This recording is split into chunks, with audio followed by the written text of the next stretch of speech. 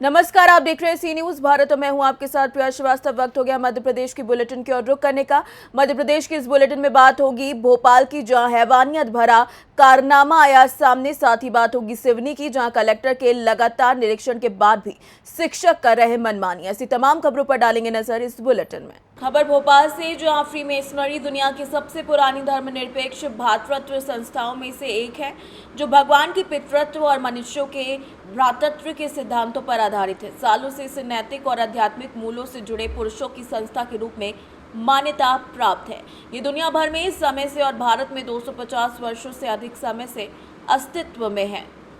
वहीं हाल ही में एक इससे जुड़ी बैठक आयोजित की गई, जिसमें 25 से 50 वर्ष पुराने वरिष्ठ सदस्यों को long time service jewel presentation समारोह में सम्मानित किया गया।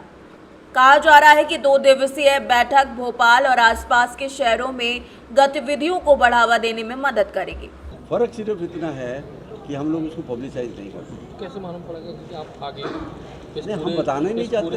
हम बताना नहीं चाहते, लेकिन नहीं, मतलब संस्था काम कर रही है, जब आप बताना नहीं चाहते तो कैसे मालूम पड़ेगा कि संस्था काम कर रही है? नहीं, basically that is not our objective. Our objective is to real help. बताने में जहाँ तक प्रचार का सवाल है, मैं 10 रुपये खर्च करके 100 रुपये की पब्लिसिटी कर सकता हूँ कि मैंने 100 रुपये खर्च किया, लेकिन हम जितना करते हैं उतना करते हैं, लेकिन उसको मीनिंगफुल वे में करते हैं। एक जो सुनामी का जो हुआ था, वहाँ पे भी हम लोगों ने काफ़ी असिस्टेंस की। वहाँ पूरा एक विलेज डेवलप किया। जो लोग बेघर हो गए थे उनके लिए पूरा एक गाँव बसाया, जिसको मैसोनिक विलेज कहते हैं। कोरोना में तो बहुत ज़्यादा मदद हुई, हर पूरे इंडिया के अंदर हुई है। दिल्ली के अंदर काफ़ी असिस्टेंस की है, यहाँ पे साउथ में, यहाँ मध्य प्रदेश में भी काफ़ी काम हुआ है। सब जगह। कितने मेंबर्स होंगे आपके? हैं? कितने मेंबर्स होंगे आपके? यहाँ पे वेस्टर्न रीजन में हमारे तकरीबन 3,500 के करीब मेंबर हैं। Total 20,000 all over India, 22,000। हाँ, और उसमें मेंबर्स बनने की क्या प्रक्रिया है? वही बोला, ओनली बाय इनविटेशन। नहीं, उसमें प्रक्रिया ये है कि यदि आप किसी फ्री मेसन को जानते हैं तो उस फ्री मेसन तो आप संपर्क में आएंगे, तो यदि आप अपनी इच्छा जाहिर करेंगे या वो आपको लेने की इच्छा जाहिर करेगा, तो देन आपको फिर हम इनवाइट करते हैं। उनकी रिकमेंडेशन पे फिर आपको हम बुलाते हैं। और उनके अराउंड जो भी एक सर्कल होता है, जो भी उनके संपर्क में लोग आते हैं, उनको हम मदद करने की कोशिश करते हैं जहाँ पर भी हमें लगता है। और इंडिविजुअल फ्री मेसन यदि कहीं पर भी उसको लगता है कि यहाँ पर कोई डिफ़िकल्टी है, यहाँ पे इस व्यक्ति को कोई प्रॉब्लम है और उसको हमारी मदद की ज़रूरत है, तो उसकी मदद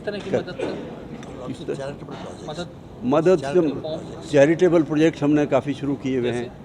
जैसे कि दिल्ली के अंदर हमारे यहाँ पर एक पॉलीक्लिनिक है, देन एक स्पास्टिक बच्चों के लिए स्कूल है, एक अदर स्कूल है, आई हॉस्पिटल है। इस तरीके के हमारा एक कोयम्बटूर के अंदर वन ऑफ द फाइनेस्ट, वहाँ का मतलब पूरे 10-15 जिलों में सुपर स्पेशलिटी सबसे अच्छा हॉस्पिटल है बच्चों का। आगे के प्रोजेक्ट क्या है? भोपाल में भी हॉस्पिटल है, भोपाल में भी एक हाई हॉस्पिटल यहाँ पर। आगे के बड़े प्रोजेक्ट आपके क्या हैं? आगे के प्रोजेक्ट प्लान चलती रहती है, होते रहते हैं। हाँ, अभी फाइनलाइज नहीं है। भोपाल से सी न्यूज संवाददाता मनीष वर्मा की रिपोर्ट। खबर भोपाल से, जहां एक और हैवानियत भरा कारनामा सामने आया। खुद को कांग्रेस का नेता बताने वाले आरोपी ने पशु प्रेमी युवती पर लोहे की रॉड से जानलेवा हमला कर दिया। जी हां, भोपाल के सबसे हाई प्रोफाइल क्षेत्र कहे जाने वाले अरेरा कॉलोनी के E3 में इस जघन्य वारदात को अंजाम दिया गया। आरोपी द्वारा पीछे आकर युवती पर लोहे की रॉड से ताबड़तोड़ हमला कर दिया गया। युवती का कहना है कि वो एक पशु प्रेमी है और बेजुबान पशुओं को खाना खिलाने का काम उसकी दिनचर्या में शामिल है। इस विषय में पीड़ित युवती का क्या कहना है, आप वो सुनिए। वर्षा जी, जो आज आपके साथ में जो घटना घटी है, पुलिस से हमको जानकारी मिली है कि आपके ऊपर जानलेवा हमला हुआ है। आप स्ट्रीट डॉगों को रोजाना की तरह आप खाना खिलाती है, ये आपकी दिनचर्या में है जी। तो क्या हुआ आपके साथ में? जी, मैं डेली है ना डॉग्स को और गाय को डेली खाना खिलाती हूँ, और है ना मैं E2 से आगे बिट्टन सब जगह है ना मेरे कुछ है ना डॉग्स है, मैं उनको है ना डेली खाना खिलाती हूँ। तो मैं E3 है ना जब खाना खिला रही थी, तो है ना आराम से मेरे डॉग्स खाना खा रहे थे। तो उसके बाद एक पति पत्नी आए सांची कॉर्नर के सामने, और है ना मैं खाना ही खिला रही थी और कुछ भी नहीं कर रही थी। तो वो आके है ना गाली गलौज करने लगे कि है ना क्यों है ना यहाँ पे खाना खिला रही हो, और है ना फिर रॉड से मेरे ऊपर हमला किया। और इस तरीके से हमला किया कि मुझे पेट में, कमर में इतने डंडे मारे हैं कि मैं बता नहीं सकती हूँ, और मुझे अच्छी खासी चोटें भी आई हैं। वो क्या कि मतलब जब उन्होंने आपको मारा था तो क्या गालियां भी दी? बिल्कुल, बहुत सारी गाली गलौज, इतनी गंदी गंदी गालियां दी कि क्यों खिलाती है तू, कुत्ते यहाँ से ले जा। जो गालियां उन्होंने इस्तेमाल की मैं बता नहीं सकती, बहुत गंदे तरीके से बोला गया है।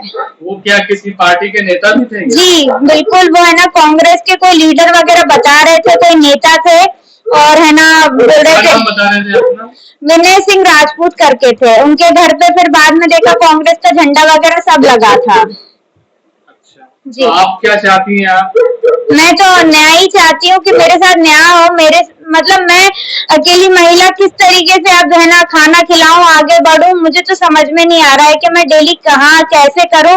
मुझे बहुत डर बैठ गया है कि है ना मैं घर से निकल भी पाऊंगी कि नहीं निकल पाऊंगी। आपने एफआईआर करी पुलिस में? जी मैंने एफआईआर करी है पुलिस में। क्या कहना है पुलिस का? पुलिस वाले है ना ये कह रहे थे आपको न्याय जरूर मिलेगा, और है ना उनके घर भी गए थे लेकिन उनके घर में ताला पड़ा हुआ है। भोपाल से सी न्यूज संवाददाता मनीष वर्मा की रिपोर्ट। खबर इंदौर से है, जहां स्वच्छता जागरूकता संदेश अभियान कार्यक्रम आयोजित किया गया। स्वच्छता में देखा जाए तो इंदौर नंबर 1 पर रहा है, इसमें कोई कसर छोड़ी नहीं जा रही है। कार्यक्रम सेवा अभियान अंतर्गत आयोजित स्वच्छ मशाल यात्रा ने जोन 14 वार्ड के 84 में देखने को मिला कि द्वारकीपुरी के कोचिंग संस्थान से लेकर व्यापारी संघ रहवासियों के साथ मिलकर निगम की सहयोगी संस्था टीम न्यूज़ द्वारा स्वच्छता का संदेश कार्यक्रम आयोजित किया गया। सर बताइए आज किस प्रकार का आयोजन किया जा रहा है? इंदौर शहर में स्वच्छता का कुंभ प्रारंभ हो गया है और अब पुनः फिर से 8वीं बार स्वच्छता के लिए नंबर 1 आने के सफल प्रयास करते हैं। और ये सफल प्रयास आप लोग इस जागरूकता भी, इस बच्चों की उत्साह फ्रांस इंटरनेशनल से स्कूल, इसमें हम देख रहे हैं कि स्वच्छता के होने वाली एक्टिविटीज़ स्पेशली इंदौर शहर के, तो इस वर्ष फिर 2024 इंदौर शहर हमारा 8वीं बार नंबर 1 स्वच्छता में आएगा।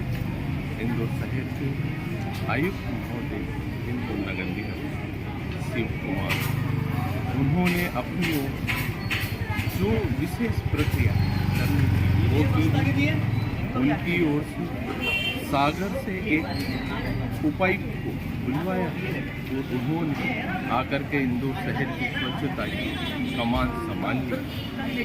साथ ही साथ मीनाक्षी मिश्रा जी अपर आयुक्त, उन्होंने स्वच्छता को लेकर इंदौर शहर की समस्त नागरिक इस प्रकार का एक संदेश पहुंचाया है कि हमारे सफाई मित्रों के साथ आप लोगों का मोरल सपोर्ट, आप लोगों का एक नैतिक सहयोग बहुत आवश्यक है। यदि आप सफाई मित्रों को नैतिक सहयोग देंगे तो निश्चित ही मानिए ये महाकुंभ जो इंदौर शहर स्वच्छता के लिए पुनः प्रारंभ हुआ है, उसमें हम 8वीं बार पुनः नंबर 1 आएंगे और पूरे भारत में इंदौर शहर एक बार फिर से स्वच्छता में नंबर 1 रहेगा।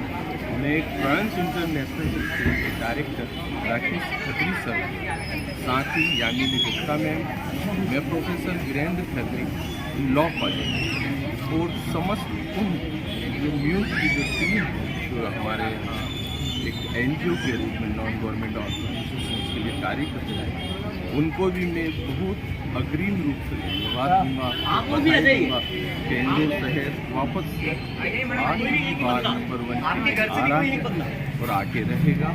और जिस प्रकार से सतत एक सॉन्ग इंदौर रहेगा नंबर, इंदौर बनेगा नंबर, तो स्वच्छता के इस वापस पुनः एक कदम हम पुनः वापस इंदौर को नंबर 1 के लिए लेकर के आ रहे हैं।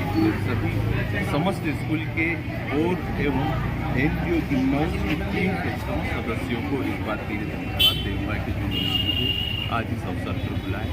मैं प्रोफेसर वीरेंद्र खत्री महाविद्यालय हमारे साथ हैं यहाँ के कुछ आयोजक जिनसे हम जानेंगे कि ये स्वच्छता को लेके क्या अभियान चला रहे हैं, इसका क्या उद्देश्य है आगे, बताइए भैया। नमस्कार, मैं नगर निगम की सहयोगी संस्था म्यूज़ फाउंडेशन से हूँ, जो जोन क्रमांक में कार्यरत है।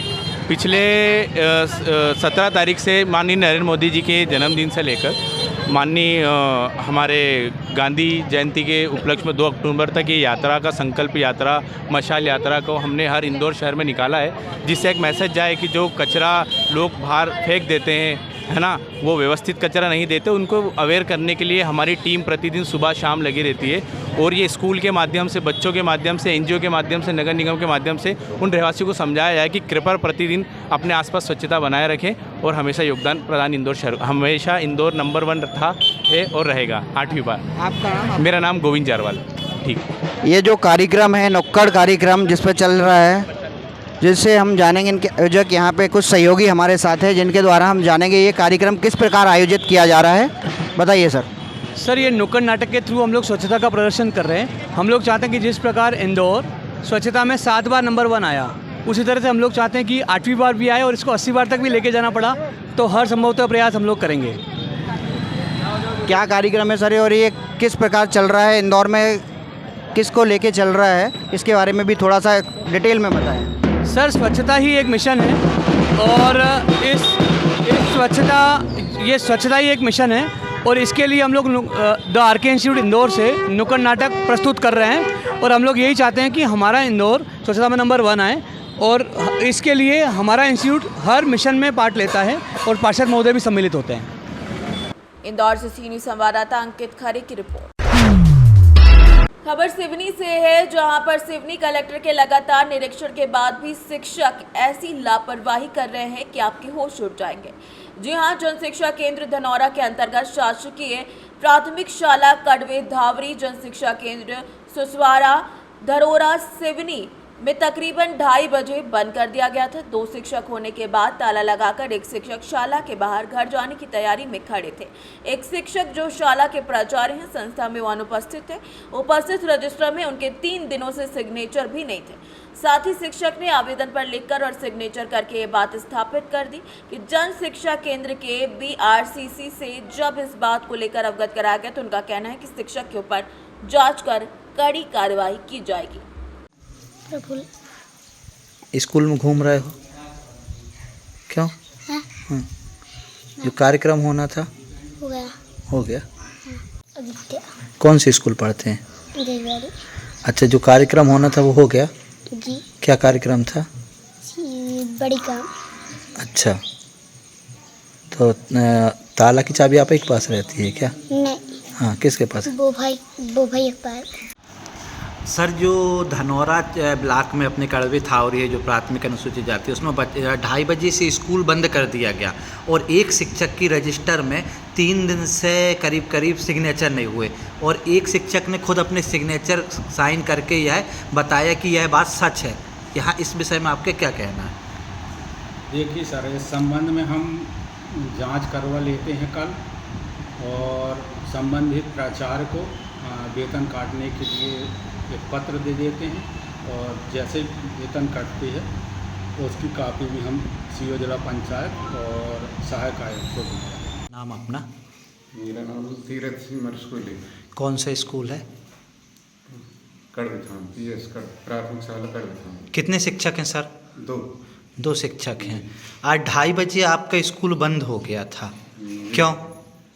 ये गांव में कार्यक्रम की वजह से सर। आप अकेले हैं? एक और सर? एक और सर नहीं आए हैं। आवेदन तो जानकारी नहीं डाली व्हाट्सएप में डाले, जानकारी भी नहीं है। आपके पास फ़ोन आया? फोन तो किए थे उन्हें। क्या बोले थे? बोले कहीं बाहर हम करके बताए सर। अच्छा, ये नहीं बताया कि मैंने आवेदन कहीं दिया? नहीं सर। अच्छा सर, जो 2:30 बजे आपने बंद कर लिया आज बच्चों को छोड़ के जी, तो आपने कोई वरिष्ठ अधिकारी BRC अपने जन शिक्षक को अवगत कराया? नहीं कराया। क्यों सर? सिवनी से सीनियर संवाददाता ईश्वर दीक्षित की रिपोर्ट। खबर सिवनी मालवा से, जो नर्मदापुरम जिले के सिवनी मालवा में वन ग्रामों की अगर बात करें तो बता दें कि इस आधुनिक युग में मोबाइल और इंटरनेट का जमाना है, बगैर कुछ भी काम करना संभव नहीं है इनके। लेकिन वहीं सिवनी मालवा ब्लॉक के अंतर्गत आने वाले अधिकतर वन ग्रामों में मोबाइल के टावर कुछ महीने पहले लगे तो हैं, लेकिन वो किसी काम के नहीं। टावर लगते ही ग्रामीणों ने सिम कार्ड करवा लिए, बैलेंस करवा दिया, लेकिन टावर बंद हो गया। सिवनी मालवा के पत्रकार विजय सिंह ठाकुर, संतोष सिंह चंदेल ने तत्कालीन कलेक्टर नीरज सिंह से ग्रामीण क्षेत्रों में टावर नहीं होने के कारण मोबाइल नेटवर्क और ऑनलाइन संबंधित शासन की योजनाओं का लाभ नहीं उठा पाने की समस्या से अवगत कराया था। यहां तक कि एक बार उनके सिवनी मालवा दौरे के समय सिवनी मालवा एसडीएम कार्यालय में भी इस मुद्दे की लंबी बात चली थी, लेकिन अभी तक समाधान नहीं निकल पाया है। क्या नाम है आपका? दिलीप धनगर, लोखर तलाई। ये यहाँ लही में नेटवर्क मिलता है कि नहीं मिलता? नहीं मिलता सर, यहाँ तो बहुत दिनों से नहीं मिलता। 10-15 साल से तो मैं भी आता हूँ। यहाँ नेटवर्क की बहुत दिक्कत है। जैसे फंस जाते हो किसी कंडीशन में तो फिर क्या करते हैं आप? क्या करते हैं सर, अब मजबूरी हो जाती है, फिर फंस जाते हैं तो कहीं फ़ोन ऑन लगाना रहता है तो लोखर तलाई जाना पड़ता है, वहाँ जाके नेटवर्क मिलाना पड़ता है। इधर के लोग बीमार ताव भी हो जाते हैं बेचारे, उनकी मजबूरी हो जाती है। किसी के रिश्तेदार परिवार में कोई कार्यक्रम रहता है या कोई गमी अमी हो जाती है, उसका भी पता नहीं लग पाता। आदिवासी अंचल में कोई चीज़ों का पता ही नहीं रहता सर, कब क्या हो जाता कब क्या नहीं हो जाता। नेटवर्क की बहुत प्रॉब्लम है, कोई भी दुख तकलीफ होती है तो फ़ोन ही नहीं लगता है। एक्सीडेंट हो जाता है किसी का तो बेचारा यहीं मर जाता, फ़ोन ही नहीं लगता 100 नंबर को, ना 108 को, किसी को। सलाम। यहाँ मोबाइल नेटवर्क मिलता है? नहीं मिलता जी, यहाँ पे नेटवर्क तो जब से मोबाइल चालू है जब से कोई नेटवर्क नहीं है। बड़ी मुश्किल से यहाँ वहाँ जंगल में कहीं टेकरे में चढ़ो, कहीं कहीं चढ़ो, ऐसे करके बात करना पड़ता है। टावर लगा हुआ है तो क्या चालू नहीं है? टावर तो सर ये लापरवाही की वजह से 6 महीने से खड़ा है, इसमें कोई काम ही नहीं हो रहा अभी तक। पब्लिक तो उसी का इंतजार करेगी ये कब चालू हो जाए तो कब हमारा जीवन मतलब खुशहाल हो जाए। जैसे आप लोग बात करना होता है तो फिर क्या करते हैं आप लोग? उसके लिए कहीं टेकरे में जाना पड़ता है, कहीं लोखरतलाई जाना पड़ता है। यहाँ से लोखरतलाई 7-8 किलोमीटर है, वहाँ जाओ नेटवर्क में, फिर वहाँ जाके फिर बात करो, कहीं भी बात करना हो अपन को तो ये समस्या सर। यहाँ सिवनी मालवा से सी न्यूज़ संवाददाता संतोष सिंह चंदेल की रिपोर्ट। फिलहाल इस बुलेटिन में इतना ही। देश दुनिया की बाकी खबरों के साथ जुड़े रहने के लिए आप देखते रहिए सी न्यूज़ भारत।